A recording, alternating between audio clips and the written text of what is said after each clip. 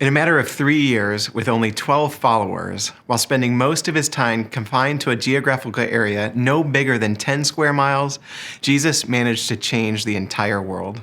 He literally turned our ideas of life and love and faith upside down. How did he do this? By telling stories. Stories spark emotions.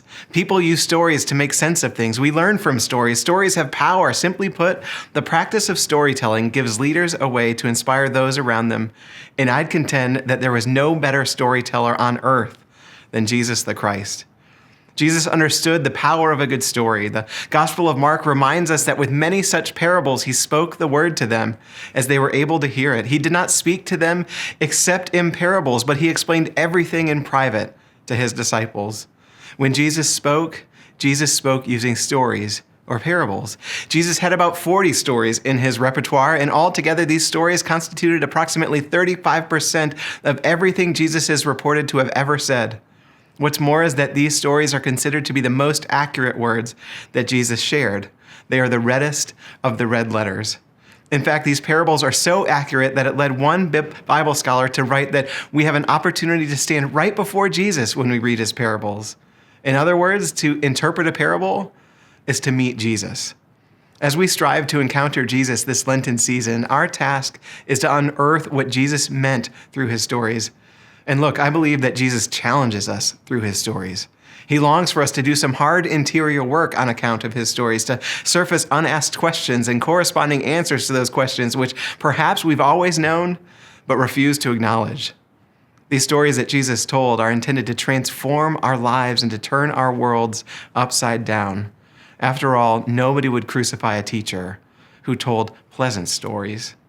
The parable of the mustard seed is my favorite of Jesus' stories. It happens in Matthew 13, and Jesus says the kingdom of heaven is like a mustard seed that someone took and sowed in his field, and it is the smallest of all of the seeds, but when it is grown, it's the greatest of shrubs, and it becomes a tree, so that the birds of the air come and make nests in its branches. From tiny beginnings, a giant tree grows is the premise of this story. On the surface, it seems really benign. It's a story of motivation and hope for those of us who might feel insignificant. Growing up, it was a story that I held on to because I was always the smallest in my class. But on account of the mustard seed, I knew by God's grace that I had the capacity to move mountains, to be big. But that's not all this story is about.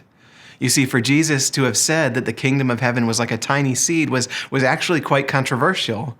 Up to that point, the dominant image for the kingdom of heaven or empire was an imperial tree, a mighty oak, or a noble cedar.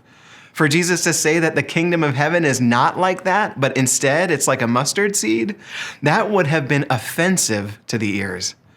Jesus is intending to stretch our imagination. God's kingdom, heaven, the future that God has for us isn't going to be something that comes the way we expect. It won't come in a hoped-for king, a strong and mighty, or even like this tree that's standing tall, visible to all the ends of the earth. It will come like a small and imperceptible seed, or it will come upon the shoulders of someone who operates in meekness, riding a donkey instead of a war horse, who's more familiar with the garden shrubs as opposed to the great and noble trees. What Jesus is saying through this story is that I am this imperceptible seed, not Caesar, that I am this unlikely shrub, that I am the humble and meek king, and if that's who I am, then what Jesus is implying is that Caesar isn't, nor are we. Because Jesus in this parable is describing that he is our servant king. He is God's anointed one. He is the one who would come and turn the world upside down to seek and to save the least and the lost, to give us life by loving us to the point of death. And he longs for us to recognize him, to follow him. And one of the best ways that we can is by listening and wrestling with his hard, challenging, stretching stories. And what I know is that when we do, we'll find together the life that we're looking for, a future filled with hope.